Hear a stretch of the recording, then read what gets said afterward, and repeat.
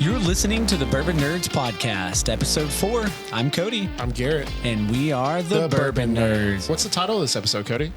Bootlegger and Bourbon, Outlaws of the Prohibition Era. Ooh, long one there. But hey, I really like the title a lot, so it's a tongue twister. Stick with us. Yeah. Yep, absolutely. Yeah, we've got an exciting podcast today. We're going to talk about quite a bit. First, we're going to talk about Old Forester and George Remus. We got two bourbons in front of us that we're going to taste and review live on the pod with you guys. Also, too, Nerd Rage. What are we talking about today in Nerd Rage? Today in Nerd Rage, we're going to talk about games that took place either during the Prohibition era or has gangsters, just different things like that that kind of reflect that area of the Prohibition era. You know what I mean? Absolutely. We're going to live in gangster's paradise today on Nerd Rage. Tell me why are we so blind to see that the ones we love are you It's me. ones we hurt. Are you and me, Cody? Sometimes I just make up my own words to songs. Yeah, it's like that commercial where he's like, pour some sugar ramen. Power after money, money after power. All right, we've got a controversial topic to talk about on Whiskey Sideline today. We're talking about some college football playoffs. Yeah, we'll give you our predictions and let you know who we feel like are going to get there. Spoiler alert, I have some underdogs. Absolutely.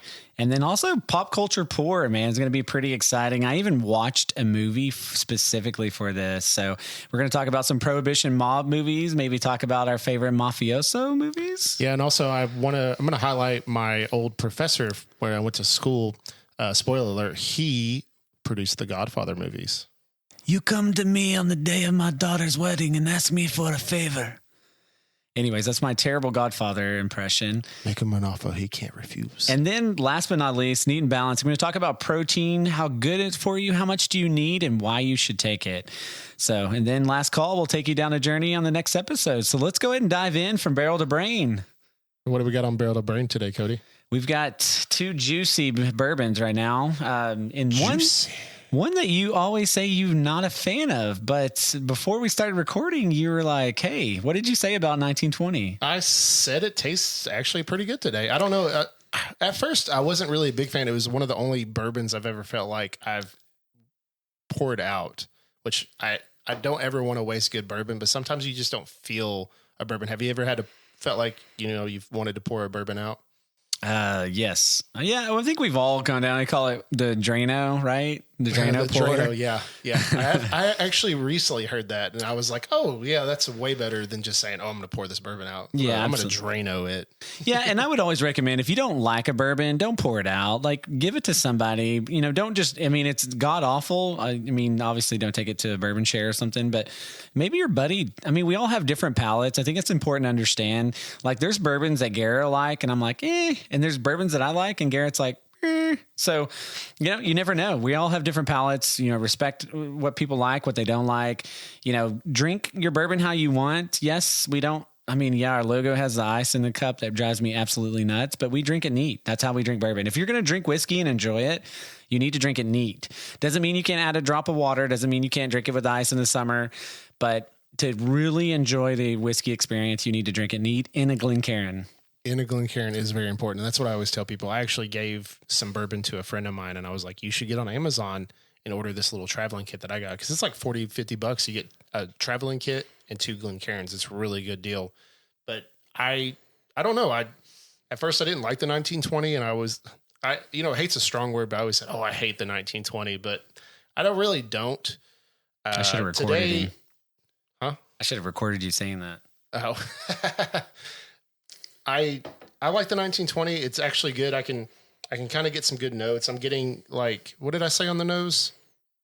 Like a plum. Oh, actually I got some banana, like some ripe banana. Yeah. A burnt banana, kind of like burnt sugar banana thing. Yeah. On the palate, I'm tasting the caramels and the things that they talk about. I have this, someone say whiskey pick that they actually call the Godfather of Kentucky. So I thought this was actually a really appropriate one to bring to, which this one's a little higher proof. The Old Forester 1920 is 115, and this one's 127.3. But this one's very good. I think these single barrels are actually very popular among a lot of people. Yeah, if you are like, I've had some Old Forester products. The Bourbon Junkies just did a video too, where they were the 1910, I think, won their blind out of some really good bottles. But not just because of them, just in general. 1920 was a bottle that was given to me as a gift from a former site director that used to work for us, Aaron, who lives in Columbia. And I wanted to pick up a bottle, but and I tried it, and I've always enjoyed it. It's not my favorite bottle, but it's good. It's really good. I've never had, like, sometimes it's just like, hey, I want 1920. It's got a good Kentucky hug. It's got some of those brown sugars and kind of that. Yeah, it smells a little bit of banana, but I like it. And again, back to the Old Forester, those single barrel picks, barrel strength ones are to die for. So if you see one of the blue, even the ryes too as well. I've had the rye. I don't have a bottle of one. I'm hoping to pick one up at the spec shop, which we'll talk about later on in the pod. But yeah, grab that bottle and enjoy it because it is delicious. I have the Specs bottle from last year opened. I shared it with some of my buddies. We went and watched one of the football games, and they all absolutely adored it. So highly recommend, pick it up. And yes, we don't like every single thing that we drink, but we're sharing ones that we do like. And we'll talk, I think next pod, I'm a little excited, which getting a little ahead of ourselves, but we're going to talk about what we do like, what we don't like, and a lot of other things. So stay tuned. Yeah, this single barrel is very good. The 1920, though, it refers to a special edition bourbon from the Old Forester brand designed to represent the taste profile of whiskey produced during the Prohibition era, which is in the 1920s, when Old Forester was one of the few distilleries allowed to produce bourbon for medicinal purposes and was bottled at a high proof, typically around 115 proof. This 1920 version is also bottled at 115 proof and features a rich, complex flavor profile with notes of dark caramel, cherry, spice, and oak. I'm not really getting I do get the dark caramel, the spice, and the oak. The cherry is a little hit or miss. I think I'm getting more plum, but I could see it as like a dark stewed cherry. I don't know what are you getting from it? Yeah, absolutely. I do. And thank you for helping me figure out what that was. I was getting like a dark fruit note, and I couldn't quite, and it's very subtle, but I couldn't quite put my finger on it. But I agree with all of that. Definitely that dark fruit plum. And I haven't taking a drink of the George Remus in a second, but we'll talk about that in just a second. But yeah, I think this is a well-rounded bourbon. I think if you're starting new and you're building a collection, I think this is definitely, I think 1920 and the 1910, which we have an episode coming up that's going to be pretty exciting that we may feature that one as well. Yeah, the 1910's double oaked for our listeners out there. Yeah, and we've got a cool name for that episode. But yeah, I think it's a great bottle. Yeah, absolutely. The mash bill is 72% corn, 18% rye, and 10% malted barley. Some quick things on Brown-Forman. The Brown-Forman Corporation was one of only 6 distillers to receive a license to sell alcohol for medicinal purposes during Prohibition. So they were the only distillery basically to stay open through the Prohibition, which I think is very interesting because they're the ones they can say we've been open since the beginning, which not any other distillery can really say that. Brown-Forman received a license to produce alcohol for medicinal purposes during Prohibition. The company's reputation and bona fides likely played a role in the decision. They were able to survive Prohibition and emerge as one of the only large-scale booze businesses when it ended in 1933. It was the only bourbon continuously sold the same company before, during, and after Prohibition. One of the fun things I saw was they bought out its competitor Early Times in 1923. We are big fans of Early Times. Absolutely. The Early Times is delicious. Even the screw top, not the black top one. There's a lot of controversy on that. We'll have to do it because I have a little bit more of the black screw top. We need to do a side by side with a new one. Yeah, absolutely. And another interesting thing on that is now the Sazerac owns Early Times, but Early Times continued supply made it the number 1 whiskey in America for many years after Prohibition. Some other notable events in Brown-Forman's history, the purchasing the Labrot and Graham Distillery in 1941, which was renamed Woodford Reserve in 2003. They acquired the Jack Daniel Distillery in Lynchburg, Tennessee in 1956. They acquired Slane Castle Irish Whiskey in 2015. And they purchased the Ben Riach Distillery Company in Scotland in 2016. So fun fact, I didn't know that they owned Woodford Reserve. Did you know that? I did not. I knew that they owned Jack Daniels. I didn't know about Woodford. Yeah, I didn't either. That's something to learn. It's interesting. We need to pull up there's like a bourbon tree that has like the Sazeracs and Heaven Hills and all that and shows all the little trees of all the bourbons because they're basically owned by all the major companies, right? Like Sazerac is one of the larger ones that owns Buffalo Trace. Heaven Hill owns quite a bit too as well. So, some of those, Wild Turkey, I'm not sure exactly are they owned. I think they may be their own company, but I'd have to take a look at that. I'm pretty sure they own their own. Yeah, I'm pretty sure as well. So yeah, no, it's pretty good. I enjoy it. You do get a little bit of oak, well, quite a bit of oak the more you drink it, but it's not the drying oak. Sometimes really oaky notes can be really dry, but on the finish, I'm getting more oak as I drink more. But I think overall it's a well-rounded bourbon for around $50. I think it's around $55. Yeah. 55, 65. Yeah. It dries it a little bit, and I can kind of get the oak on the nose a little bit. I'm glad I'm enjoying it because I almost gave the bottle away not long ago. I've been giving some bottles away to people of stuff that I know I'm probably just not going to drink. I gave a bottle of Buffalo Trace to my friend Justin, and he's getting to his bourbon journey. So I was happy to gift him with a bottle of Buffalo Trace, which isn't hard to find anymore. I went to the Specs the other day, and there was at least 8 or 9 cases of it just sitting there. So if you don't overpay for Buffalo Trace anymore, it's out there. And that along with Weller Special Reserve, there's a lot more availability of bourbons anymore. Yeah, thank goodness, man. I have a dream that we can walk into a liquor store and actually buy a bottle of Buffalo Trace or Special Reserve if you want it. Which I haven't had Special Reserve in forever. I was drinking that like crazy when I first started drinking bourbon. Drink responsibly, always. So talk about this buttercream bomb you have going on here. Yeah, so we have a spicy one. Thank you, Empire Liquors, which is down in McKinney. Great liquor store, awesome owner. They're really nice. We got the chance to try quite a bit of different bourbons. They had a unique one, I think, called Lockwood. They let us try the barrel kit, so they're 123 proof that they had. But I've got this George Remus King of Bootleggers straight bourbon cast strength, which it's 114.2 proof, 75% corn, 21% rye, and 4% malted barley is a mash bill. This is an MGP product, and it smells like butter cream frosting cake, like vanilla cake. Yeah, almost like the yellow cake, which is one of my favorite cakes, with the buttercream frosting, which smells really good. And I would highly recommend this pick to pretty much anybody who likes these kinds of bourbons. Yeah, and you can really kind of pick up that it's got that rye. Yeah, a little bit of spice. It's got a little baking spice, a little bit of, is it caramel? Is that kind of what I'm being? Is it brown sugar or caramel? Those kind of go hand in hand a little bit. Yeah, butterscotch and caramel, I kind of get back and forth as the one can taste more caramely, but then also taste more butterscotchy.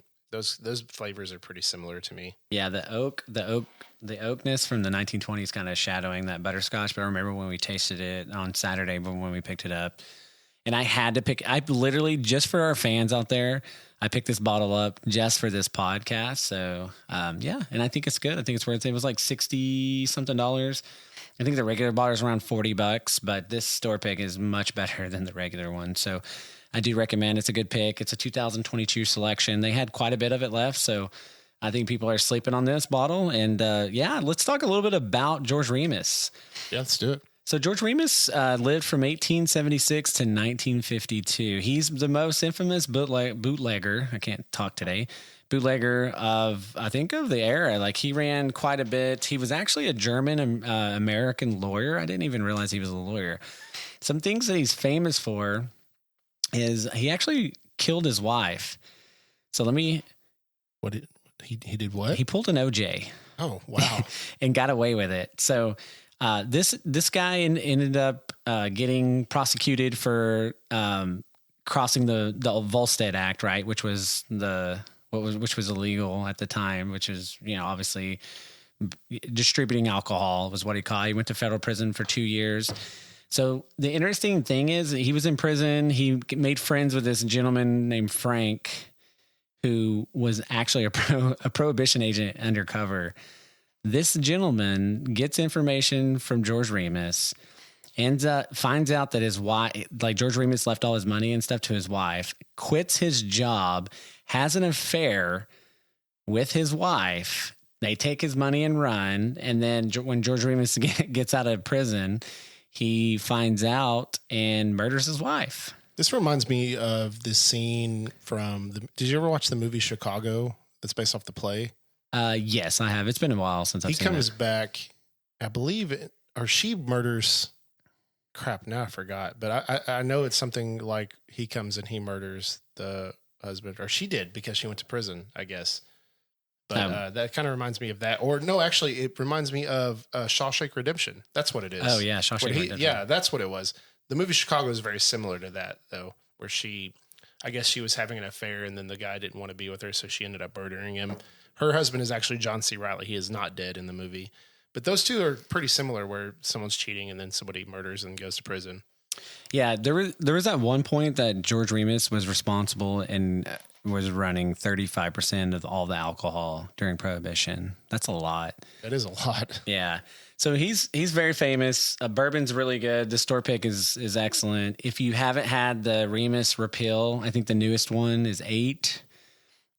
We'll talk about MGP and that specifically. I think I have the 5 or 6. That's really good. I know those are run about $100, but I haven't had the newest one yet. I am wanting to pick up one of those and test it out. I've heard from multiple whiskey tubers and stuff that it's really good. So excited to try it. And then you've seen them, probably the Great Gatsby bottle. That's like $200-$300 running around. So that's actually a good movie, which we'll get into movies later. But yeah. The Gatsby is a really good movie during Prohibition. It's a phenomenal book too. Yeah, and I love Leonardo DiCaprio. Pretty much anything he's in, it could be bad. And I'm just like, I love Leo. It's kind of like Nicolas Cage. Like, yeah, I just love both. I have a man crush on Leo as well. Leo, Nicolas Cage, and Jake Gyllenhaal. Yeah. Okay. Yeah, Nicolas Cage is your boy. So Pedro Pascal is moving quite high on my list too as well. But we won't talk about our man crushes here on the podcast today. Are you sure? You don't want to talk a little bit about our man crushes? Nah. Man Crush Monday? No. No? No, not yet. It is Man Crush Monday. No, I'm just joking. Yeah, we have another infamous person, Al Capone. Are you familiar with him? Infamous. Yeah. I think I know who Al Capone is. He was on this bottle of wine that I bought from Hot Springs. Yeah, he was probably one of the most well-known. This guy, Al Capone, was first. Let's just be a cold-blooded killer. Let's get that real clear.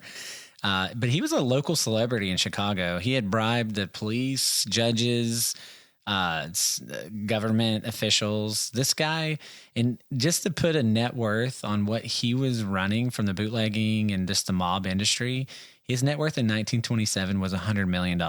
That's equivalent to $1.5 billion today. Yeah, that's a lot of money back in those days. That is a lot. And yeah, he did quite a bit just in general. He murdered people. He sold a lot of alcohol. He was going to schools and, giving money to charity and doing all the good mobster stuff that mobsters do. I mean, I guess if you're doing bad things, but then you give to charity, does that cancel that out? I don't really know. That's interesting though, that he actually, gave money to schools and to charities. Actually, going back to the Hot Springs thing, there's a bar there that's really famous because that's where he had a speakeasy there. And so, Al Capone's a big part of Hot Springs, which is really interesting. I'm not really sure the time frame if that's before or after Chicago, but I always thought that I could tell that that's a big part of the history of Hot Springs when I visited. Have you ever been to Hot Springs? Yeah, I have. It's been a long time. It's been probably over 10 years that I've been, but it's a cool place. Yeah, it's very beautiful. And absolutely. They make their wine and their beers and stuff with the spring water, which, I don't know how much of, I'm sure the water there has a lot of effect, but their beer was really good. The wine was really good. So I honestly feel like the water probably has a lot to do with how well everything turns out, because I'm sure it's very clean and crystal clear. I know that the water there has a lot of really good health benefits, and that's why a lot of people go and take baths and go to spas and stuff there. Yeah, and Al Capone was really kind of untouchable for a long time, and we'll talk about that maybe here in a little bit. But it was the St. Valentine's Day Massacre, which 7 members of Bug Moran's gang was machine gunned, and then the media kind of turned on him, and they kind of showed the brutalization of what, just cold blood murdering 7 gang members. That really kind of changed the tide and started and then you have the Untouchables that were formed and created. Elliot Ness, who you've probably heard of, led that charge. And what is interesting about how Al Capone was taken down is he was never charged for murder. They actually got the way that they got him is tied finally after multiple attempts. They got his bookkeeper and they tied him to tax evasion. That's how they ended up getting him after all the crazy things he's done, all the people he's had murdered and killed, all the money laundering, the prostitution, the drug, anything of that. It was tax evasion. But I'm sure he had mules and stuff, so it was probably hard to prove those other things. So they just got him on whatever they could, which is a common practice in law and, things like that. I'm sure is, we can't get him for murder, but we can get him for attempted murder or, one of those kinds of things. Yeah, absolutely. So if you have, there's a lot more in Prohibition. So I'd like to kind of go down the history lane a little bit just to talk about the 1920s. It was the 18th Amendment, which is what Prohibition's all about, right? Was voted. You got the temperance movement that really drove that. This was really the first time that women are really gaining power and driving this abstinence, and alcohol is bad. If you take a look at the time period and look at the 1920s, there wasn't a lot of things to drink available to people, right? Water wasn't readily available everywhere. There wasn't soft drinks. Coca-Cola wasn't floating around everywhere. So you had beer, liquor, and water were kind of your choices. Coca-Cola, were soda not around those days? When did Coca-Cola form? That's something you should look at. I'm not 100% sure. It may have been, but it wasn't popularized by then. I know that for sure. So just to look, watching some of the history and biographies that I had watched. So by that, then it was passed. The 18th Amendment went into place. And what's interesting, and I got this incorrect in one of the other pods, 1892. Okay. So there was probably soda. I don't think it was super popular, but I mean, I get it that there isn't a lot to drink, and probably there's not a lot of ways to clean the water. So, and obviously if someone's an alcoholic and you just take their alcohol away, they're going to have, mental breakdowns. Yeah, absolutely. I would go nuts right now. Don't take my alcohol. Yeah. So, it wasn't actually illegal to drink during Prohibition. We had said that, I think, in an earlier pod. Yeah, that is correct. That was something that I actually didn't. I thought it was illegal to drink, but it was only illegal to make and distribute. So you got during that time period, obviously the rise of the mafia, the crime bosses, they've made so much money bootlegging. Speakeasies is something else that came back, was underground bars, because there's a lot of reserve alcohol, and then they were getting alcohol coming in from Canada. Also, two rum runners were bringing rum in to New York. That's a big popular thing during the Prohibition time. Speakeasies are pretty cool. If you've ever been to a speakeasy, I'm a big fan of them. I had no idea that they came about from the 1920s. I mean, that makes sense because speakeasy is kind of a hidden bar. Yep. So that's why they were trying to, stay out of the spotlight. And it's kind of wild, honestly, that Prohibition even happened. They just went in and said, no more alcohol. And you're like, how did this happen? It's just so wild that actually happened to me. That just kind of, I can't comprehend that they just said no more alcohol. We're going to stop making alcohol. Yeah, absolutely.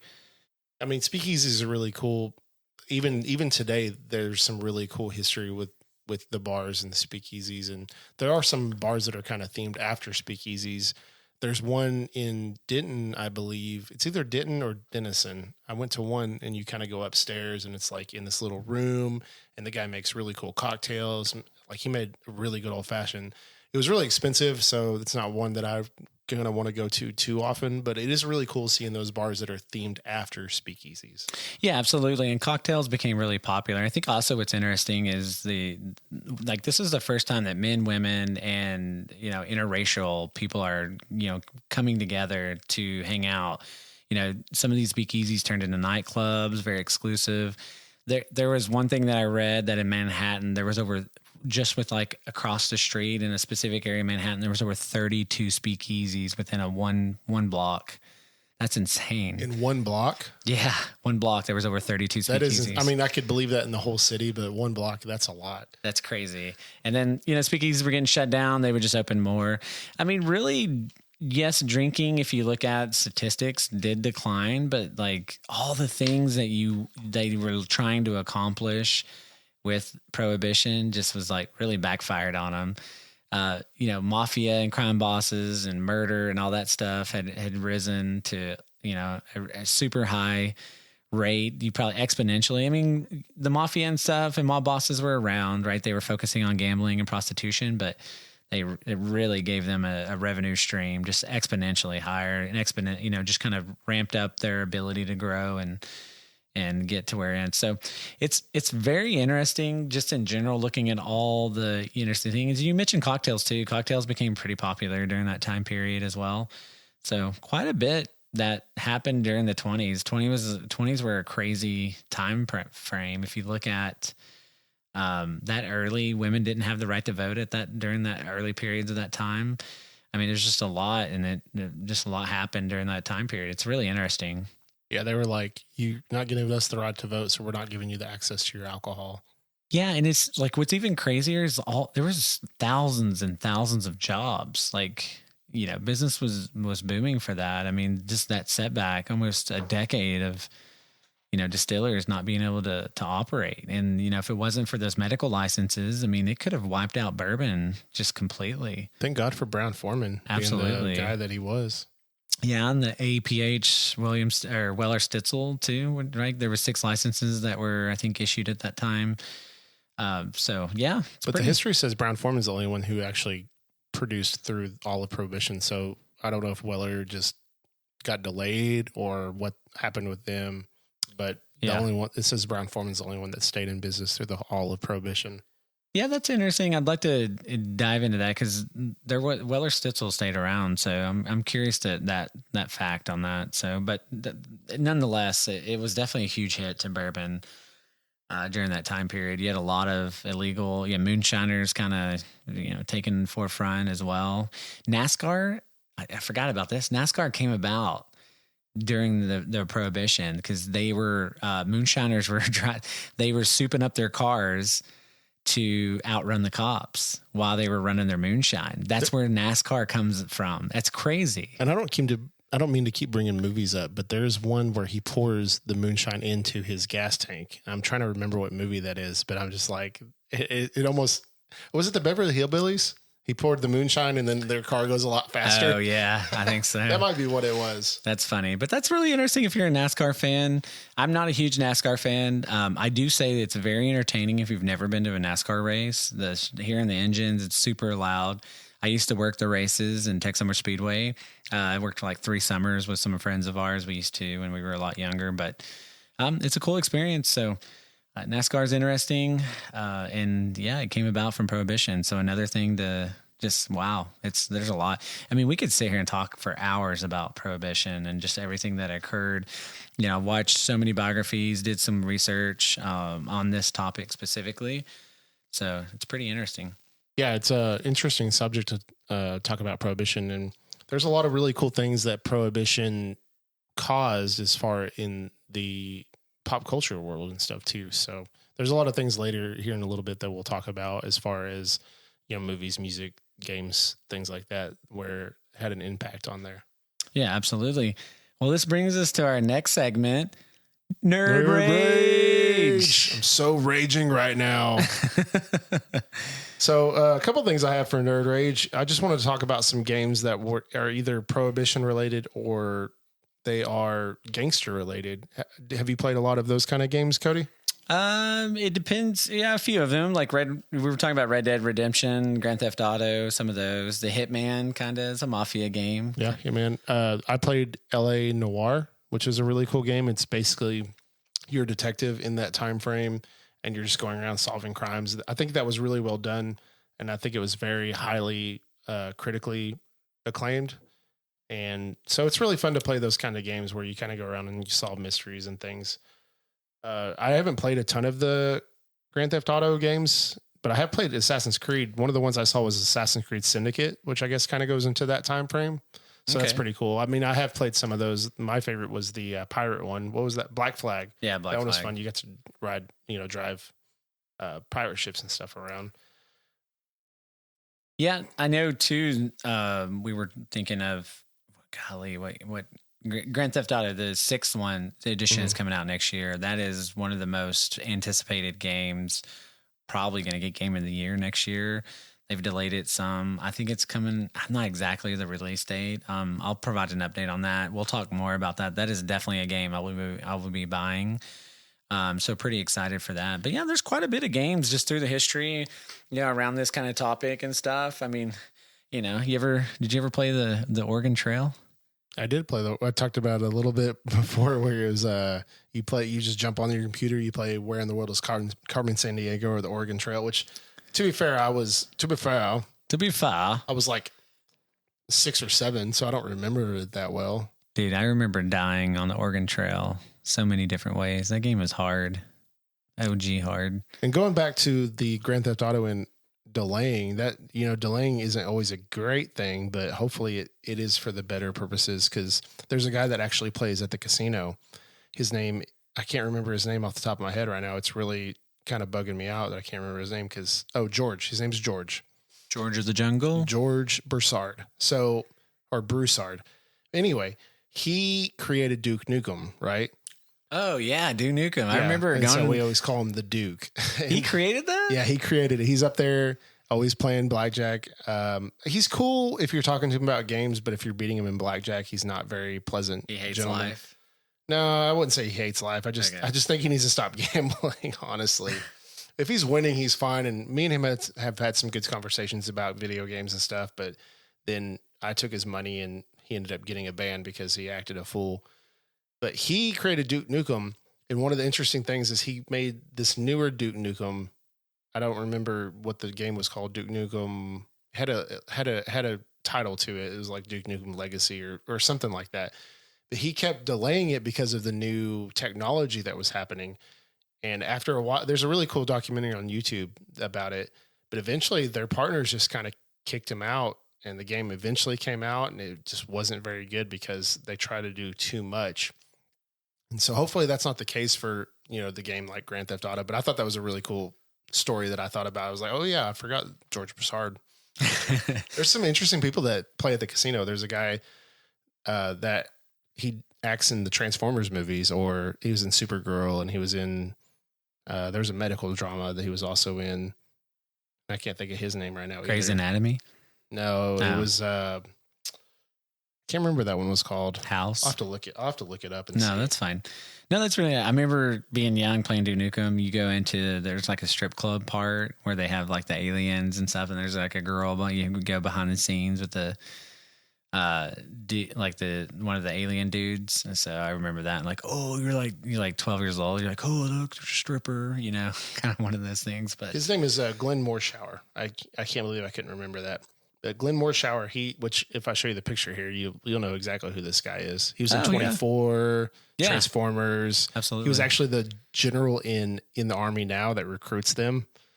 Yeah. He's in the Crazies. Like, he's in a lot of stuff. He comes in, he plays craps. Oh, that's cool. He's an interesting character also. But we have some interesting people, like Deion Sanders Jr. used to come in there back in the day. No, that's pretty cool. I could talk all day about famous people who comes into the casino. I think this is time to head into our most controversial topic today. Are you talking about that sideline? The whiskeys. The whiskey of the whiskey variety. Absolutely. And we're going to talk about the college playoffs. A lot happened.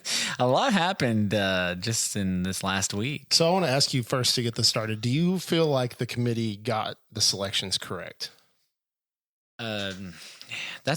So I rejoiced when I found out Alabama got snubbed. And the more I thought about it, and I had this debate in one of my group chats with some of my friends, to be fair,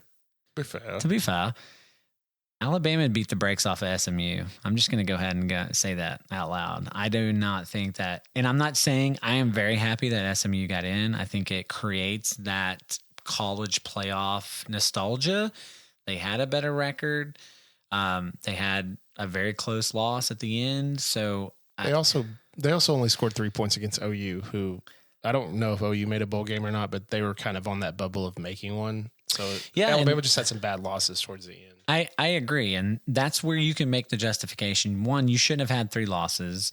It's like strength of schedule versus losing during the regular season. So I think they got it correct. I think everybody would love to see SMU just dominate and win. I think they're an interesting team. They're not my dark horse to make it, but I don't think there was really a right choice. People, if you put Alabama in, which probably is the better team, you're going to piss people off.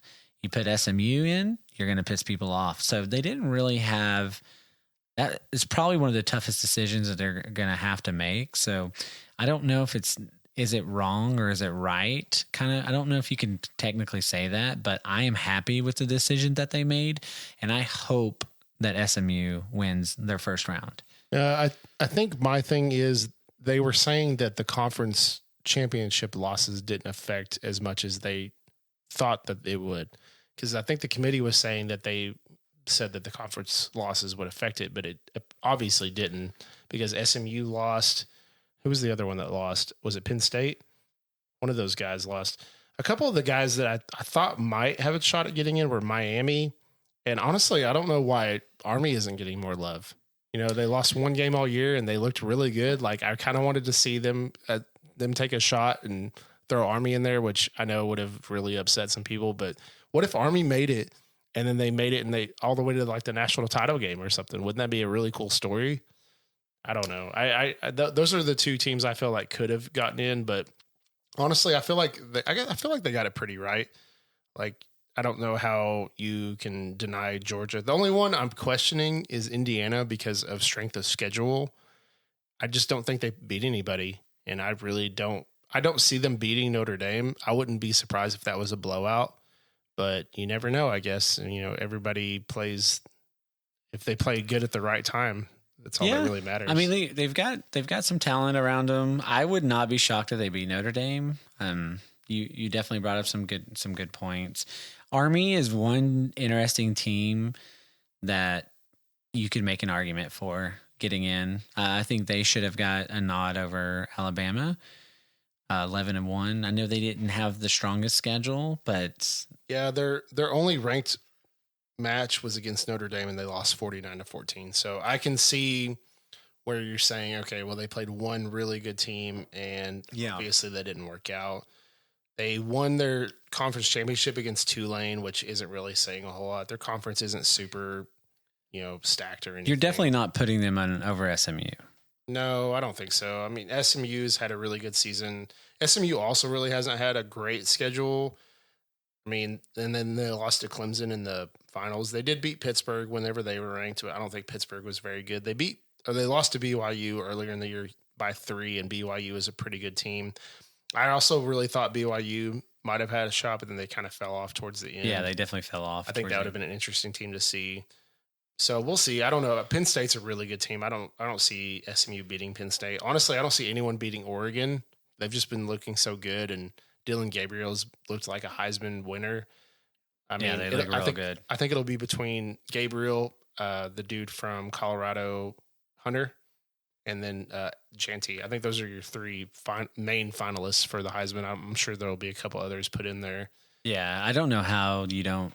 I mean, I know it's like a quarterback ran league. It's the same as NFL and MVP, but how do you not select Ashton as the MVP or the college? I mean, Heisman winner. I would say he's the leader as far as the Heisman goes.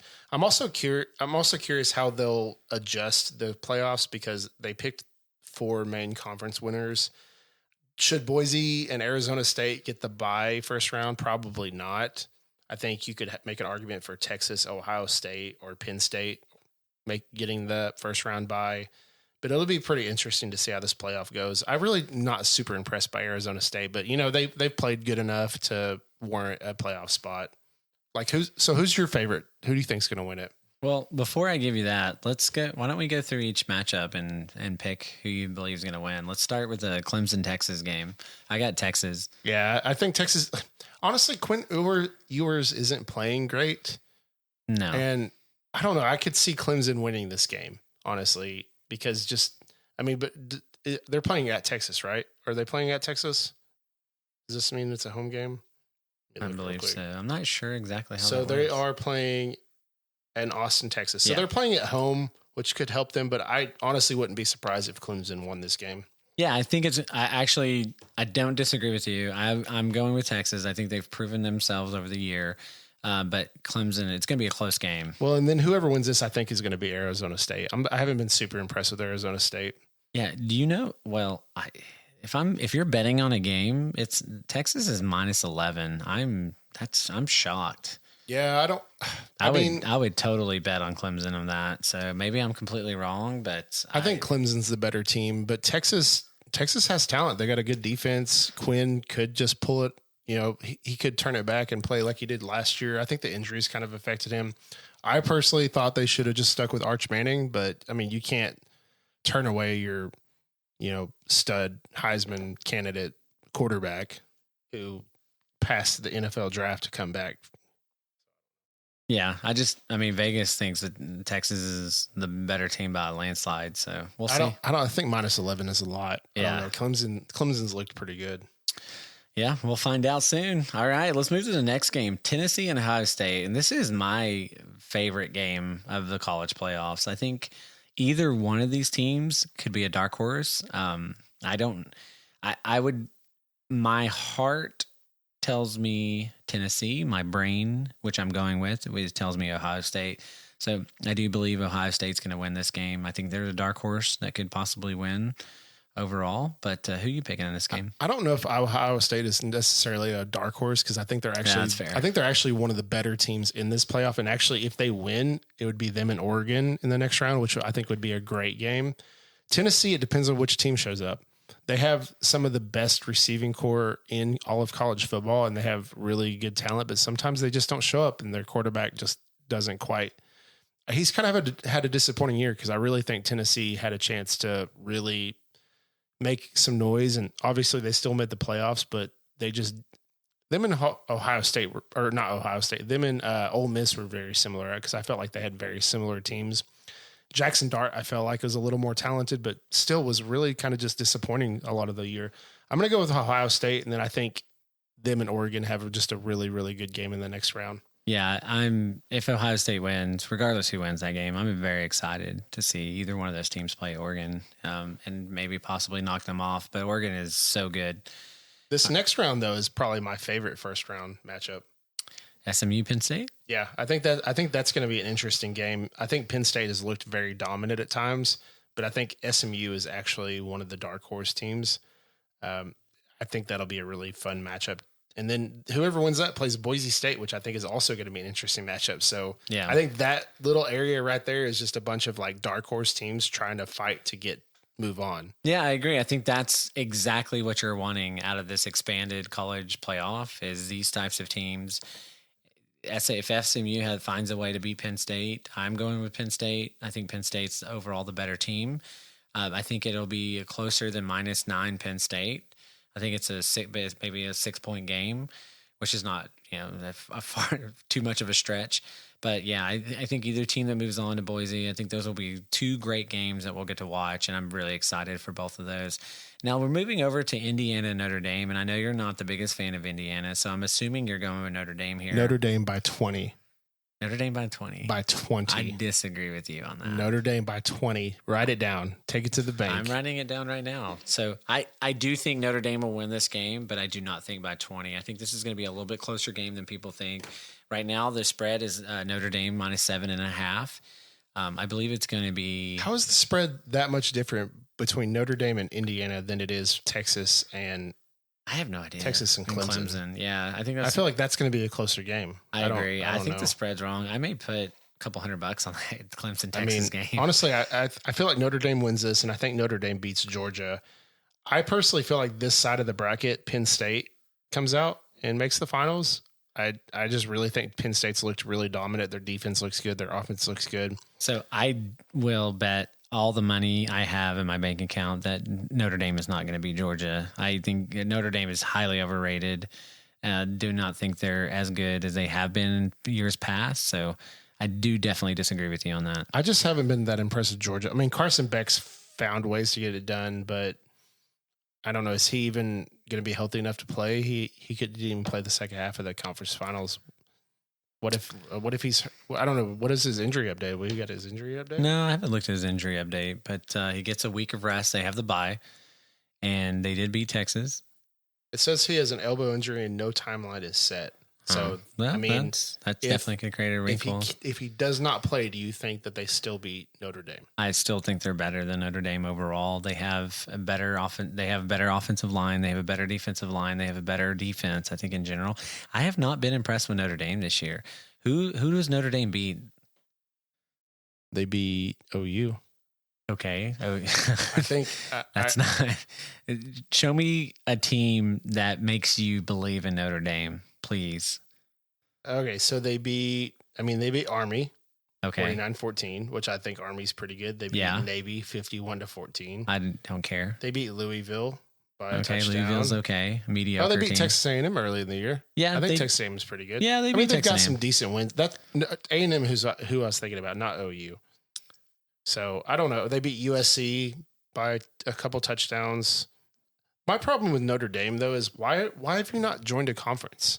Can you guys just join a conference already?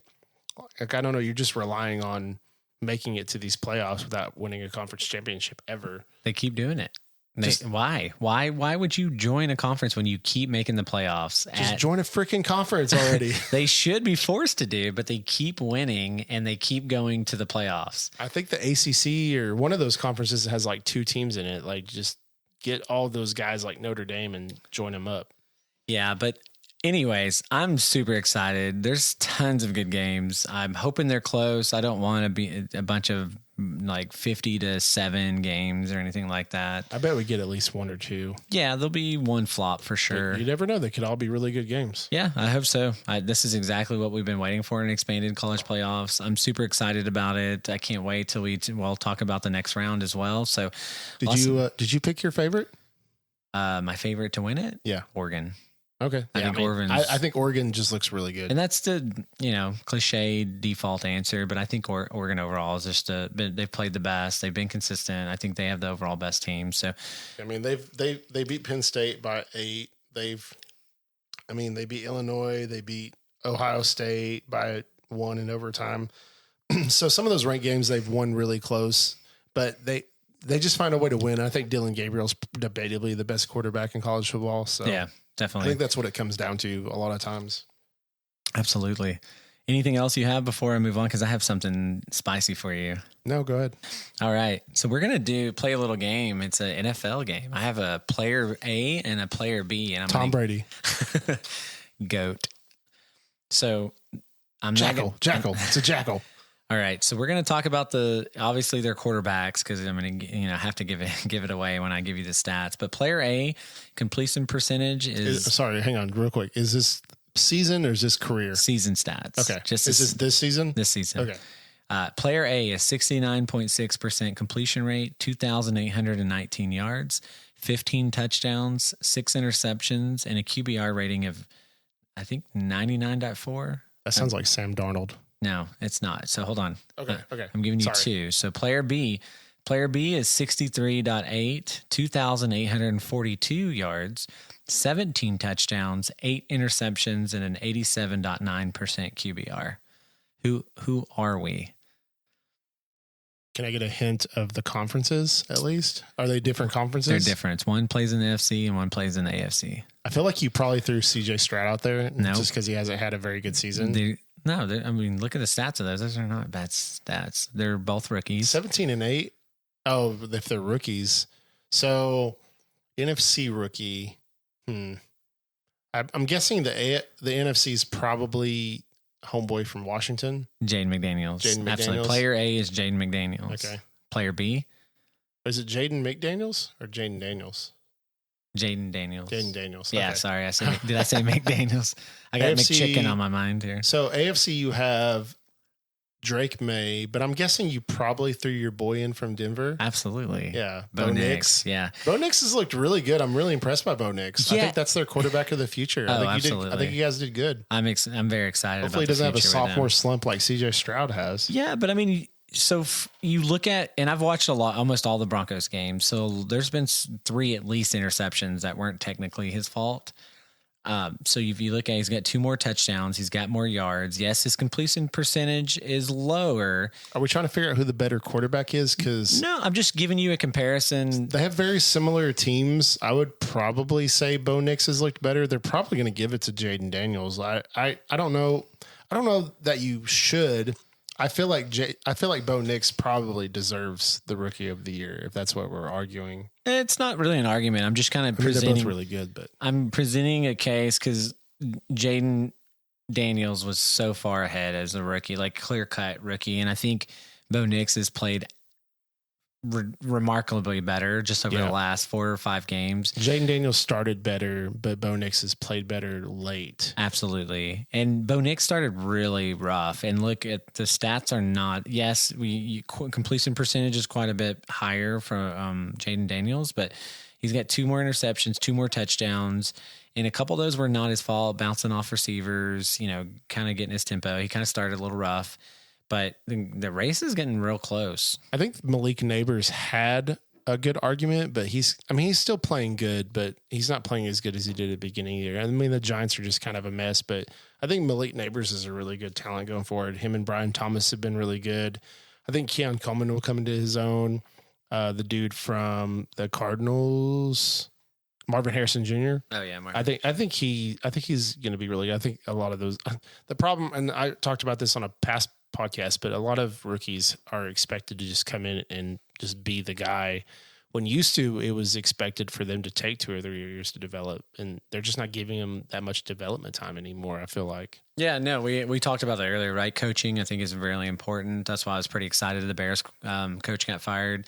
Clearly not developing Caleb Williams like he should, even though Caleb Williams is a diva and very difficult person to Yeah, but 2 teams that coach. haven't been developing their quarterbacks very well are the Bears and the Jets.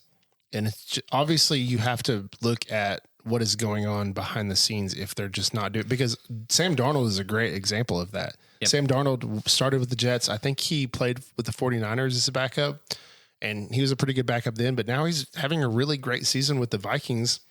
Obviously, you're not good at developing. You got Matt Butt Fumble Sanchez, you've got Zach Wilson, you've got Sam Darnold. You have all these guys who looked like good talents, and I don't know what you guys are doing there. Yeah, absolutely. And I'm still shocked. I had the Jets ranked extremely high this year on my pre-rankings. Just Aaron Rodgers just doesn't look like it anymore. I mean, he's looked better the last couple of weeks, but they're pretty much out of the playoffs as far as I know. I don't think they have much shot at it. Yeah, they're eliminated, I believe. So he's just out there just slinging the ball around, but he's looked he kind of reminds me a little bit of Deshaun Watson at certain times, where he's just like making too much of a safe throw rather than trying to take shots downfield. I think Devontae Adams coming in has helped that a little bit, but I don't know. I don't think Aaron Rodgers, and he said he's coming back next year, and there's conflicting stuff there. We'll see what the Jets do and come out next year. I don't know. Yeah, absolutely. All right. Well, that'll close out the whiskey sideline. I hope you guys enjoyed that. Man, I'm excited to watch some of those games. So we're going to move over to Rock 'em, sock 'em, football. What's our next segment? Pop culture.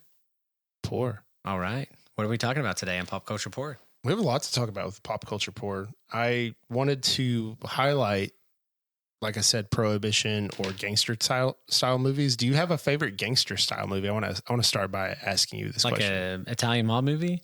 Just a gangster movie in general. Absolutely. It's not even close. I wanted to watch it, but I couldn't find it on any streaming service, and it was money. It cost like $4 or something. So I'll end up watching it because I wanted to watch it with my fiance. She's never seen it, but The Goodfellas with Ray Liotta.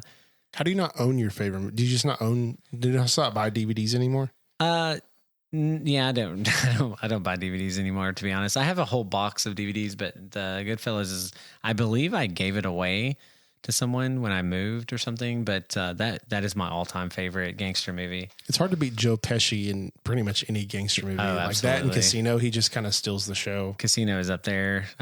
We'll have a top 5 in our next episode, which you might hear that name come up. So I have another thing real quick that I wanted to bring up, which I think is a good gangster movie that I think you'll appreciate, that not a lot of people talk about. It's a cult classic, but it's called The Boondock Saints.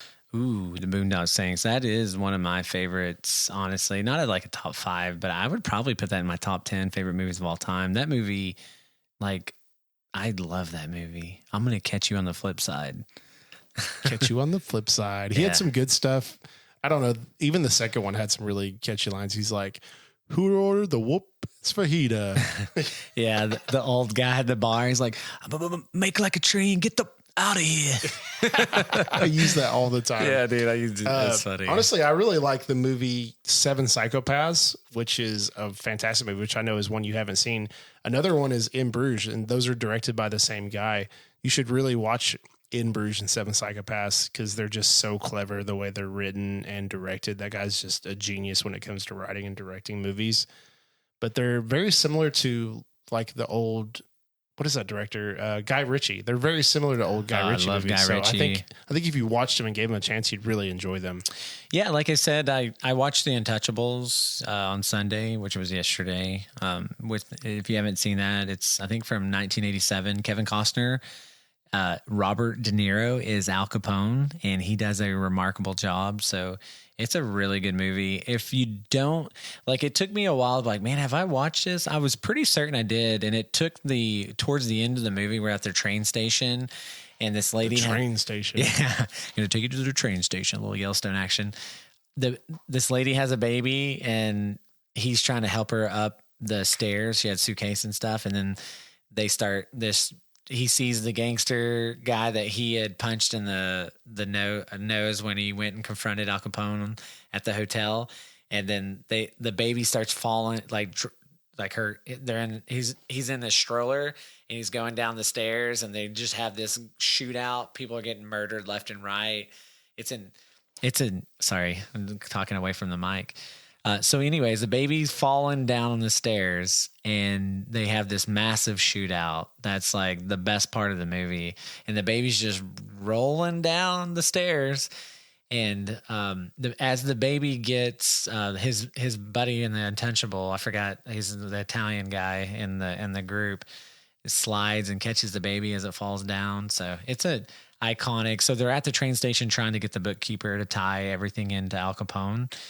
It's a really good movie. I really enjoyed it for being 1987. It has some really good scenes. Sean Connery.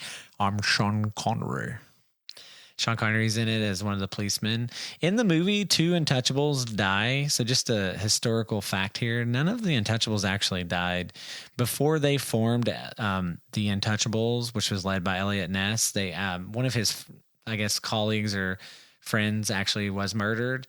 But none of the Untouchables actually died. So yeah, but you have to make movies and make them more entertaining. So they're always going to change. They're never going to go exactly like history says. There's never going to be a movie that's 100% historically accurate. They always have to add for dramatic purposes, things like that. Yeah, absolutely. A couple other really good movies, which I know we've talked about: Public Enemy, Lawless. I mean, those are. Oh, I love Lawless. Lawless with Tom Hardy, and that's a really good one. Jude Law, right? Jude Law. No, Tom Hardy's in that movie. Tom Shia LaBeouf. Oh, Shia LaBeouf. Yeah, sorry. I can't think of the other guy's name right now. Oh, Guy. What's his name? Hold on, I'm looking it up. Guy Pearce. Guy Pearce and Gary Oldman too. Gary Oldman's in that. Which, fun fact, one of my favorite shows, if you haven't watched it on Apple TV, is Slow Horses. A phenomenal show. I'll talk more about that later on. But yeah, Gary Oldman. Yeah, and there's the guy that Jason played Clarke.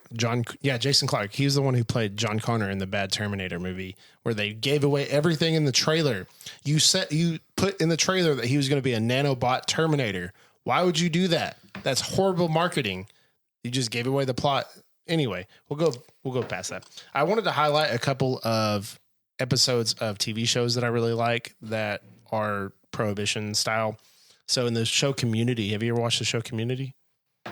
I've seen it, just a couple episodes. It was pretty good. But there's an episode where they take over the kitchen as far as chicken fingers. And they're like, oh, if you control the chicken fingers, you control everything. And there's like a speakeasy where they're drinking. And it's just a really good episode. It's very mob. The whole point of Community is to have it's very geared towards just movies and television in general. Like every episode kind of has like a theme that coincides with movies and television. It's really, really good show if you ever check it out. It actually has Childish Gambino, as an actor, and then it's got Chevy Chase, and it's really good. I really love the show. Also, the Always Sunny episode where they try to figure out who's poisoning people is really good. I love It's Always Sunny in Philadelphia. It's such a great show. I just remember the part where he's eating the pie and she's like, I poisoned that pie. And he's like, oh, but it tastes good. It's fine. And he just keeps throwing up. It's really dumb, but it's really well done. It's like in black and white, but you can see like the reds that the pie is supposed to like resemble blood or whatever. It's a really cool episode. So I wanted to highlight those real quick. And I have a couple other things that I wanted to go into as far as my teacher and stuff. Do you have anything you wanted to go over before we go? No, I'm really excited to hear this story though. Every time you tell it, it gives me goosebumps. So I went to Oklahoma City Community College, which we call OCCC. It's in Oklahoma City, obviously. I went to film and video production. That was my major, and I actually minored in mathematics. I'm a math nerd. You know, real quick, we were in the car yesterday, and Daniel was talking about. We were talking about Juan Soto's contract. Did you see that? It's like 15 years, $750 something million. Yeah, I threw up when I saw it. And she's like, "Oh, that's $51 million a year." And I was like, "Yeah, that's like almost $1 million a week." And I was like, "It's probably something like 980,000." She just looks over at me. She's like, "That's exactly how much it is. How did you know?" I'm like, "I don't know. Just quick math in my head." Anyway, nerd. So the gentleman I want to talk about, his name is Gray Frederickson, and he was the head of the film department at OCCC. Now, you probably don't recognize that name, but he actually produced the Godfather movies. He worked very closely with Francis Ford Coppola. Francis Ford Coppola used to come to our college, and he would speak and stuff. Very, very cool guy. Very nice guy. I got to meet him, but Gray is great. So Gray got his start. He was an engineering major at OU and then moved over to Italy to pursue his engineering degree. And he spent almost his whole paycheck on this Maserati, which is a very, very nice car. And these Italian, huh? Italian. It's Italiano. It's a nice car. So these Italian filmmakers saw he had a nice car and was like, oh, he must have money. Hey, do you want to make movies? And Gray's like, sure. What do I got to do? And they're like, you just have to give us money. And he's like, cool, here's some money. So they take the money and they make the movie, or they make some of the movie. They come back and they say, hey, we need more money. He's like, but I already gave you money. He's like, yeah, but we need more to make this movie.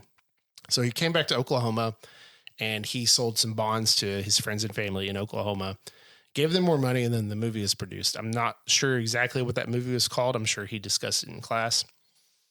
But he started to develop cheaper ways to make movies, which we call guerrilla filmmaking. And it's just kind of like a quick go and stop kind of style. So less takes, you're less setup. You're just trying to go. And so they caught the attention of these producers who were trying to make The Godfather. They wanted to make the movie really cheap. And so they got Gray on board and he became an executive producer for The Godfather. Originally, Gray said they wanted to make that a Western, which I think would have been really weird. That is weird. The thing about The Godfather could have been a Western. Yeah, they wanted to make it a Western, which doesn't make sense at all. So he helps make The Godfather. It becomes a massive smash success. He didn't get an Oscar the first one because he wasn't a main producer. They only give him to like the top 3 producers. But for the second one, he was a top producer and he did receive an Oscar and he did bring it to class. And I thought that was really cool. He also produced Apocalypse Now, which also was directed by Francis Ford Coppola. He produced UHF with Weird Al Yankovic. He produced The Outsiders, which has a stacked cast, including Patrick Swayze. That was actually filmed in Tulsa, Oklahoma, which is an interesting fact. Tulsa time, baby. Tulsa time. But he did a lot of that, and he actually would produce films over the summer to help raise money for the film department. There was one year it was called Just Crazy Enough with Chris Kattan. Do you know Chris Kattan? Yeah, Saturday Night Live. He did the little monkey impression, whatever it was. Yeah, actually a good gangster movie, Corky Romano. You remember that one? You guys want some cookies? Yeah, I will never forget that line ever. I've said that a million times. Technically, it is a gangster movie. Yeah, just like Batman Returns is a Christmas movie. Hey, it's been on lists of Christmas movies. Yeah, well, we're gonna have a debate when we get a little bit closer to Christmas. So I know you had threw that back at me today. So also, there was another one he did the next summer, which had Casper Van Dien, who was in Starship Troopers. Starship Troopers. I love that movie. That's a good movie. Super nice guy. He would come and sit with the crew and stuff, and his wife was like some kind of Miss Universe model. But they were all super cool and down to earth people. They would come and just sit and talk and BS, and it was really cool to be a part of that experience and get to watch these movies back and say, "Oh, that was my classroom," or "Oh, I know I recognize these," because they would shoot them at the college campus, which was really interesting. No, that's really cool. I mean, to say you're a part of some of those movies, which are iconic. The Godfather is probably the most popular mob movie, up there with Goodfellas, and Casino is pretty popular as well. But I mean, to have your hand in that, that's your legacy. That's phenomenal. And learning from that kind of person, you just can't pay enough for that kind of experience. So just to be able to hear these stories is really cool. I have a couple more stories about Gray Frederickson I want to go over real quick. He was really good friends with Clint Eastwood, and Clint Eastwood wanted him to be his producer, but he never thought Clint would be a big star, so he turned him down, which I thought was nuts. Wrong. Exactly. They came to him to help produce the Lord of the Rings in like the 90s, which I'm kind of glad they didn't. He turned him down and said that he didn't think fantasy films would make money. I'm kind of glad they didn't try it in the 90s, because I feel like technology was really solid around when they did it, because they had that and they had Pirates of the Caribbean and all these really well done CGI movies, which I don't know what happened to CGI and why it's so crappy now. Yeah, I don't. It seems like if you watch Gladiator 2, the sharks in the Colosseum, which, to be fair, historically they did. To be fair, they did turn the Colosseum into they did those types of, I guess, boating extravaganza things, but that was done after a few years or whatever. But they didn't put sharks in the freaking Colosseum, so. Those are really bad looking sharks. Yeah, the worst sharks I've ever. I mean, Sharknado, that one movie with the Sharknado, those sharks look better than those sharks. Which is really bad. I hate those Sharknado. Yeah. The last thing I have is he was really good friends with George Lucas. I guess he's helped on American Graffiti, which is George Lucas's like early movies. But George Lucas took them. The way he described it is him and another guy they were big guys, like 6'3", 6'4". He crammed them into this little car. They drove for a couple hours, and he's like, "Where the hell are we going?" They got to this arcade, and he goes to this game and is like, "This is going to be my next movie," and it's called Star Wars. And Gray's just like, "I don't understand what you're talking about. You're nuts, dude. That's really dumb." Yeah, and yeah, so Gray did not make some of the best decisions, but he did produce some of the greatest movies, debatably, of all time. So, yep. And then he returned to Oklahoma and started the film program at OCCC, which I think is really, really cool. I met there's some other great teachers that worked there who worked on some really cool things. So I got to really experience a lot of great experience, and I don't know, there's just so much. And unfortunately he died in November of 2022. I don't know that. I just feel like we lost a really good one there, and it was just really sad to hear. But everyone's time comes to an end eventually. So. Yeah, and I'm a firm believer we all have our time, right? And when it's your time, it's your time, and that's really exciting. That's why I was really excited to do the podcast with you. That experience that you bring to the table, especially on movies. And like, no offense, like in a good way, you watch movies, you see it different than most people do. You don't watch a movie the same way I watch a movie. And I can respect, and we've talked a lot about movies we like and appreciate. And I think I have a decent taste in movies to some degree, right? I think we all think I think if you're going to judge me on what I can judge really well, I think bourbon, whiskey, which is why I'm doing this podcast. I think food and traveling. I think those are three of my strong suits and things that I love and enjoy. But when it comes to movies, if I'm going to talk about a movie or ask about a movie, you're the guy that I want to talk to about it. Well, I appreciate that. I really do look at movies in a different way. And honestly, I can go into a movie and enjoy it. Like I went into Did you watch the new Venom? You watch Venom 3? No, man, I really wanted. I haven't. I was going to watch it, and they took it out of theaters so quickly. Like I was going to go watch it at Choctaw, and it was gone. So, but I do plan to watch it. But like movies like that, I know they're not great, but I can go in there and as long as they like make me laugh and I enjoy it, it's fine. Like I know it's not great, and I wish Marvel would be doing it, but I can enjoy a movie. And some of my favorite movies are not great movies. Like there's this movie called Knights of Badassdom, which nobody's heard of. But I love that movie. It's just a group of guys who are LARPing, which is live action role play for you non-nerds out there. And they somehow Steve Zahn, which I know you know who that name, you'd recognize him if I showed him, but yeah, he basically gets this book and it turns out to be a real spell book, and he summons a succubus from hell. And so they have to fight him with all these like swords and wooden sticks and stuff. And it's just super funny as Peter Dinklage, and who's like a stoner. Dude, Peter Dinklage is a phenomenal actor. Yeah, he's in a lot of really good stuff. He was in Game of Thrones. He was, yeah, obviously. He was in the terrible X-Men movie. He was in what?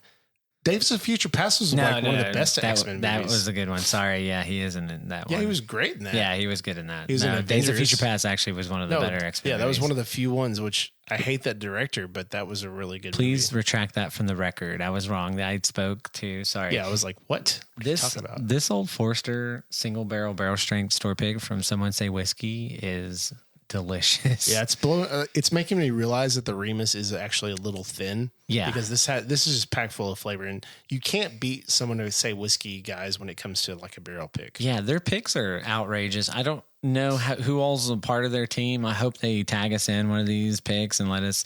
We're thinking about doing a pick with someone. Put me in, coach. Yeah, tag me in because these are great. So, and I think we would pick really well. And we are working on to collaborate with someone on a pick, and I'm not going to mention who yet. We'll see if they include us in on the pick first before we start throwing out names like that. Absolutely, with a cool little Bourbon Nerd sticker on it. That would be awesome.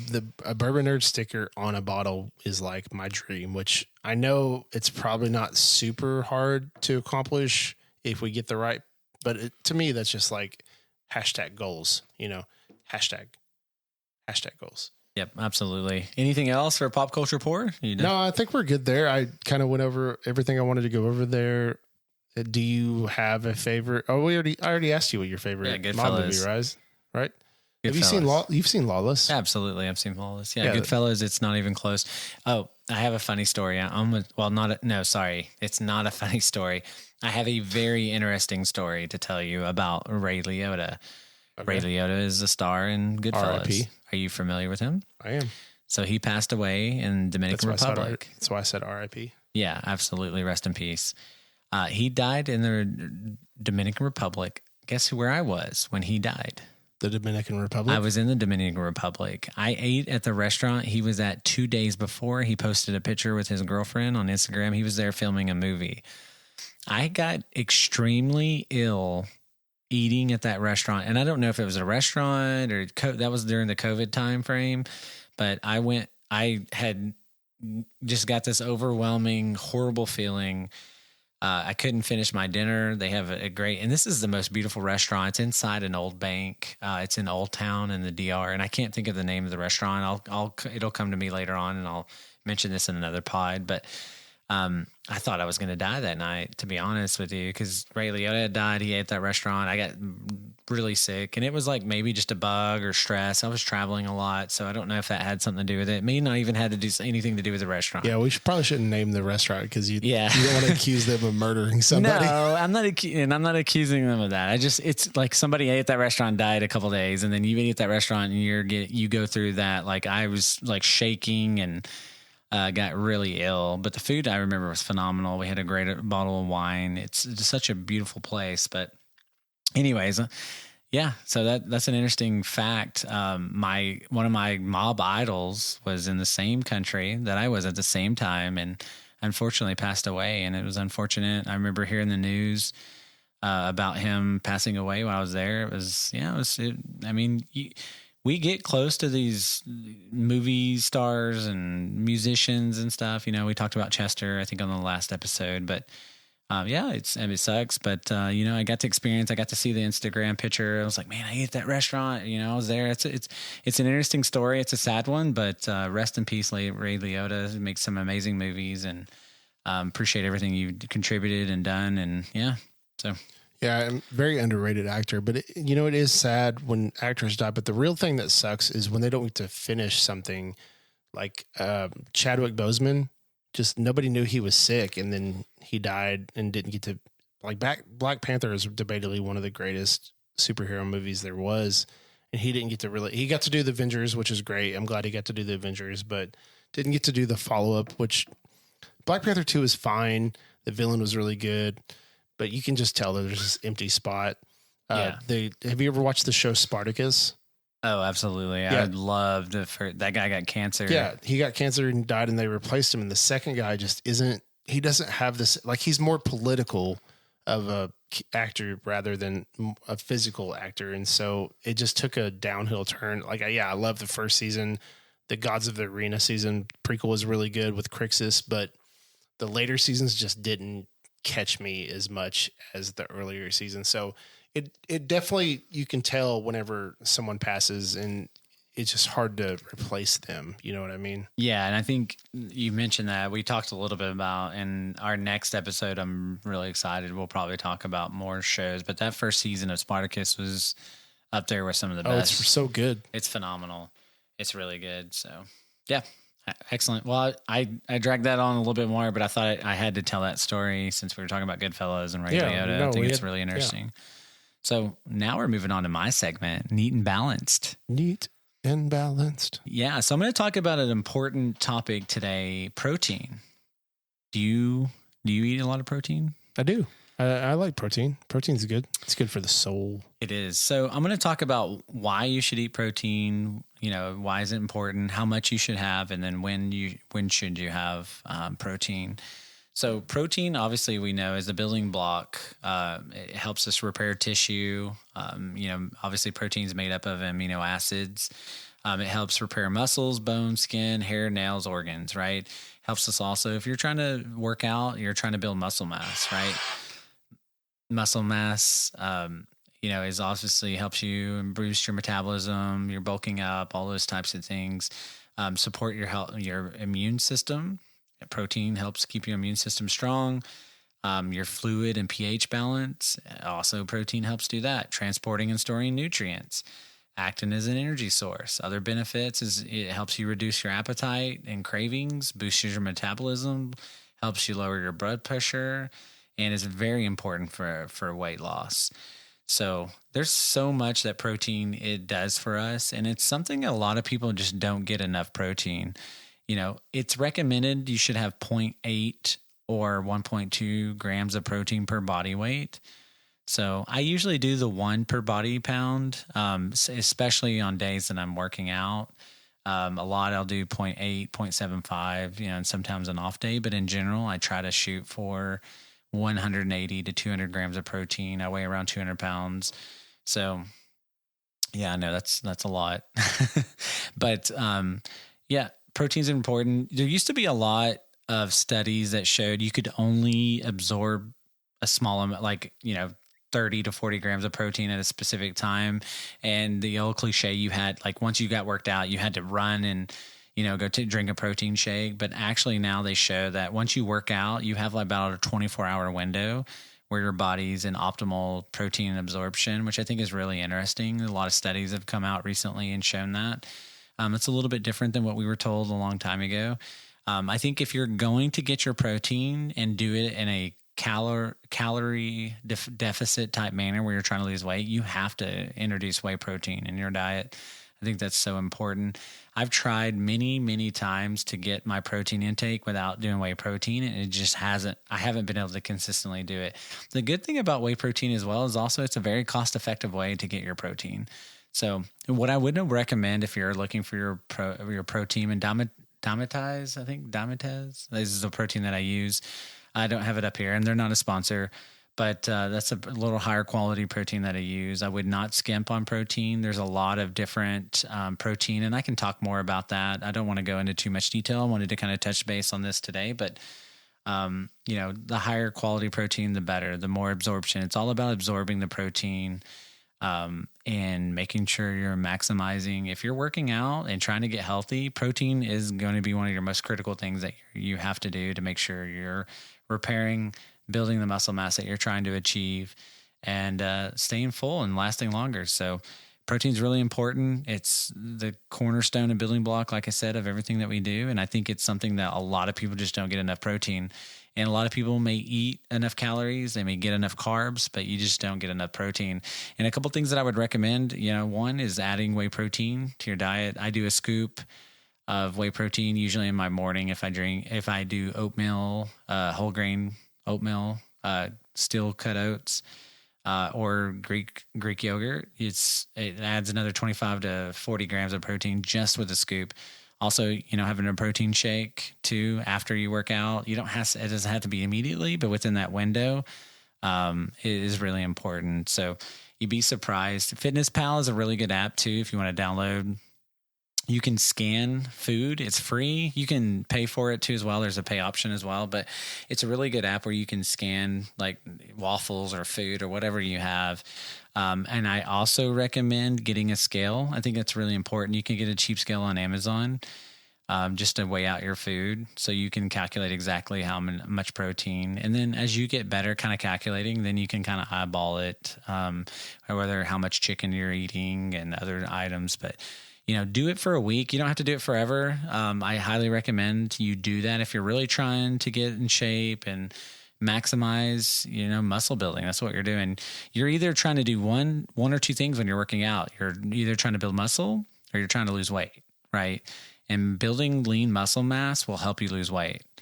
So whether it's you want to lose weight pounds or inches, so the more muscle you have, the more calories you're burning. And if you're burning those calories, it'll help you drive weight loss while you're sleeping and other items that we'll talk about. So that's it for protein. I wanted to talk about that today. I think it's really important. So think differently about your protein, obviously chicken, steak, things like that, but you can only eat so much of that, and get up to your protein before you get into a calorie surplus. So yeah, I just want to add real quick though, is I feel like these studies, they're changing all the time because, 1 minute they're saying that whole eggs are good. Then they're saying just the egg whites are good. Now they're saying the egg whites, the whole eggs are good again. And they're constantly changing. So it's really tough for me to be like, well, what am I supposed to be doing? Because I feel like they're just constantly changing all the time. I try my best to do the steel cut oats, the Greek yogurt, the egg white. I do egg whites and turkey bacon, which I really like. Yeah. And then I'll do the Fairlife in protein shakes. Yep. I feel like they taste really good, and I feel like you get your protein, but it is kind of, to me, from someone who doesn't study it enough to see it from the outside looking in, that all these things are constantly changing. So do you have any advice for, something like that? Yeah, I do. Don't just take one study and say, oh God, this is gospel. I think a lot of studies, you're right. There's a lot of misinformation out there. Be careful who you watch and who you learn from. I think don't just take one source and think it's gospel. Look at multiple sources. I had mentioned previously Thomas de la Fleur, a phenomenal YouTuber, backs us up by research. He talks to PhDs and doctors all across. He's one to first say when he's wrong.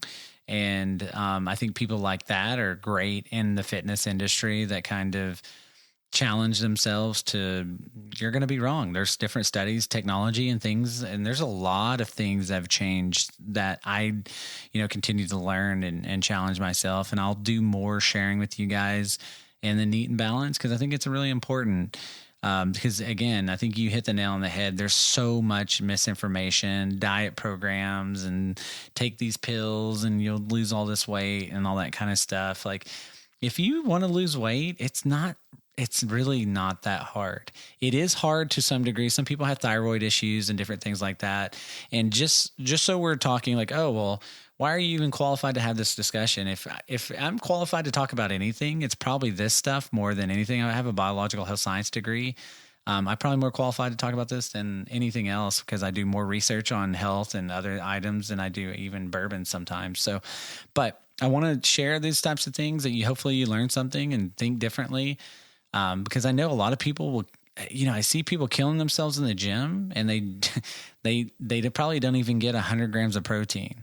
So they're not getting the full maximization of, their workout and growing muscle and other things that, again, repairing tissue and maximizing your protein is needed in your body for multiple different things. So, but yeah, that's what I wanted to talk about today. I hope you enjoyed that. I look forward to talking more. I was thinking about adding, because we got a recommendation to talk about food, and I am the biggest foodie you'll ever meet in your life. So it would be cool to talk about food that pairs well with bourbon. That's something we could look at into future episodes. Yeah, I think two different things. And I'd like to hear from you, from our audience. Do you want to hear food that pairs good with bourbon, or do you want to hear healthy food that you can eat that tastes good? And maybe those go hand in hand. Maybe we do both. So I'd love to hear from you. Comment, let us know, again, subscribe, like us. But yeah, that'll conclude Neat and Balanced for this episode. Looks like we can go into our last call. The last call with the Bourbon Nerds. I don't know. I kind of like the singing. Do you like it? What do you think? I don't know. I just think we both, so we like karaoke. Yeah. If you haven't figured that out, I will sing karaoke and enjoy myself.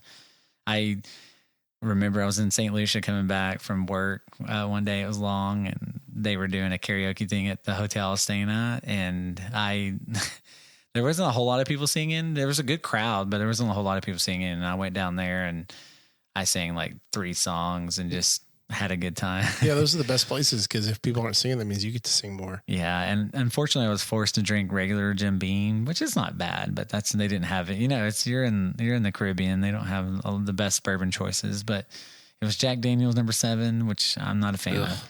But I do like Jack Daniel's, and we're going to do a Jack Daniel's pod, and I'm really excited because there's one that you don't like that I got a bottle from you, but I'm not going to spill the beans on that one. And who knows? My palate might have changed. Maybe it tastes different now. Yeah, but we got some really exciting things. Apollo in Denison, Texas is having a drop this Saturday. Yeah, this Saturday, the 14th. 14th. Yeah, yep. The 14th. So if you listen to this pod, you should check it out. You should come out and have a good time. We have such a good time at Apollo drops. Yeah, they're not a sponsor, so Manny's my boy. I'm a big fan of his. A good friend of mine, does a lot just in the community, and they're partner with someone. He's a part of that whole Bethany and Grape and Grains that all partner with Someone Say Whiskey, which is the best bourbon group I've ever been a part of. And again, I'm not biased, but I am biased.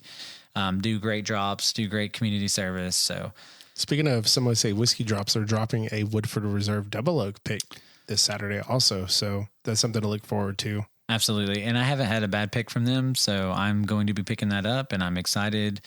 I like Double Oak, and we have an episode coming up. I think episode 6 is going to be, I'm not going to reveal the title, but it's going to be it's going to be about Double Oak. It's going to be really good. Also, I want to just throw out that we have been in contact with some distilleries, or a distillery so far, but we are going to be reaching out to other ones, doing some interviews and trying to get out there and just, interview some cool people. So we are making a trip out to Hochatown, Oklahoma at the end of January. Hopefully nothing changes there, but I look forward to that trip. I think that's going to be really cool and really kind of a step up for the podcast. Yeah, absolutely. And I've got, I have a follow-up meeting to talk through another distillery that we're hoping to do some interviews with too as well, and some collabs, and talking to some liquor stores as well. So hopefully do some barrel picks. That'd be really cool. Yeah, absolutely. And my whole goal was my first thing I wanted to start was a bourbon group and do some like bottle shares and tastings. And again, we do that with Someone Say Whiskey, which is a phenomenal group, but locally, they're a lot mainly in Dallas area. So I want to do something more in the Texoma, Durant, Sherman, Denison kind of area. So we're going to be doing that, planning some events and things like that. So, stay tuned. We are getting our Patreon up and running soon. So we'll share more details on that. So we already set it up. We're just trying to get it all figured out and how we're going to create it, add value to you. We just want you to give us money. And we want to take that, just to be clear, we want to take that money like anybody else and buy more bottles, and whether you spend $1, $3, $5, whatever it is. I mean, we appreciate any support that you can provide. I think it's really important. It's basically all going back into the channel. Like, we're not looking to make money off of this, really. We're just looking to, have a fun hobby and, put money back into this channel so we can keep going, we're putting our own money into it right now, which is completely fine, but that's just not for, something that can just keep going into the future. So we need to try to figure out something to reasons to keep this going. So we're not just talking to ourselves. You know what I mean? Yeah, absolutely. And we've received so many good feedback, and there's still a lot of people that are close to us that haven't even had a chance to listen to the pod, that I'm looking forward to getting their feedback. And we really do work hard to put these episodes together. I think we're getting better. I believe we are. We've gotten some really good feedback from people that have been extremely encouraging, and I really appreciate that. I can't thank you enough how much that means, just to tell us that, hey, we sound good. Keep up what you guys are doing. I really enjoyed listening to your podcast. That means a lot to us. It means the world, and I really appreciate that. And we want to keep doing this long term, and we want to. It's not just about doing a podcast. We're going to do videos. We have a place, working with my buddy Tony and his office, and doing some videos, again, doing some, working with some distilleries in the Texas, Oklahoma area, and, get some events going, get some people meet and greet. We talked a little bit at this last drop we went to at Lucky Liquors, which neither one of us won the raffle. We didn't win the big raffle, but we did do the tiered event where I ended up with a Stag and a Hancock. And what did you end up with? I got the Little Book Infinite, the new one, which is supposed to be phenomenal. I think the Bourbon Junkies had, they had an out of body experience when they tried. They said this is the best Jim Beam product they've ever had since the old Dusties.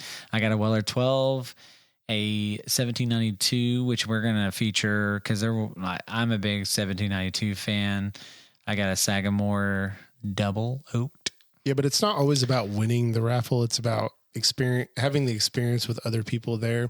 Had a lot of really cool conversations with people, and we still ended up with some really cool bottles. So that's what it's all about in the end is, getting cool bottles, having good conversations, having good stories to tell later, and just, having those experiences is the big part, and sharing. And there's so many cool things about the bourbon community. One of the guys brought coffee and donuts. Oh yeah. And another person had some bottles he was sharing out of his truck, which don't tell anybody. Yeah. But the guy with the coffee and donuts is great. He just had his trunk full of just 3 or 4 things of coffee, and he had like 4 or 5 boxes of donuts. That's what's great about the community. We went to Bethany that one time, and people were just passing out breakfast burritos. People are just so willing to give and be and share, and it's just really cool to see. I don't know. I just love this community. I love being around everyone in this community. I love talking to people. You just can't beat that experience. Yeah, I can't agree any more than that. I think this is what it's all about. It really is meeting some of the most amazing people that are passionate about the same things that you are. We found Garrett got us lost. I don't know where the hell we ended up. We were supposed to go buy a couple Total Wine. Total Wine's supposed to had a big drop for their Grand Reserve members. And I honestly was giving up on finding the Penelope Estate. Is it the Estate Collection? Yeah, Estate Collection 9-year. Which there's a couple of them, but yeah, the Estate Collection 9-year, and we found one at a Fossil Creek, which we tagged as the new honey hole. They had a 13th Colony cast strength store pick, and I didn't pay for that because I spend quite a bit of money, and I have a drop on Apollo this weekend, and we're saving up for the Specs drop, which we will be doing videos and some interviews and things which I'm really excited. We're going to be camping out there early to get some really good bottles. If you're going to go to an event, that is the event to go to. The Specs drop. It's like the Super Bowl of bourbon. It's the Super Bowl. Stag store picks, Weller store picks, yeah. Blanton Gold store picks. I mean, it's store pick. Good. Yeah, that Blanton store pick they did last year was astronomically better than any Blanton's outside of Straight from the Barrel. But yeah. You could make an argument that the gold is up there with the straight. That store pick, yeah, absolutely. I love the Straight from the Barrel, but that gold pick was really good as well. Yeah, I haven't opened mine yet. We drank Matt's Fatheads. Yeah, and I traded mine. And you traded yours. That was a bad mistake. But you was got a it George C. Stagg. No, I got a George C. Stagg. No, but anyways, we're gonna close this off. I'm still looking for a Russell's 15. I still have not been able to make that happen. So He keeps bringing that up like it hasn't had opportunities to get it. I've had a few. Okay, the tier program, you had to spend $300 and then $250 to get the bottle. Or spending your points at Apollo when they had it. They don't have it now. So. They don't now, but they did. Yeah. But I just kind of want to end a little bit and say that we are working on doing some video stuff. Like he mentioned doing his friend Tony, who has an office. We're going to do some filming while we're in Ho Chi Town. My in-laws have this really cool saloon that I think will be a really cool backdrop for some videos. So go and follow us on TikTok. We're Bourbon Nerds on TikTok. We're Bourbon Nerds on YouTube. We don't have really any videos on YouTube yet, but we do want to share and do some YouTube shorts and TikToks and things like that.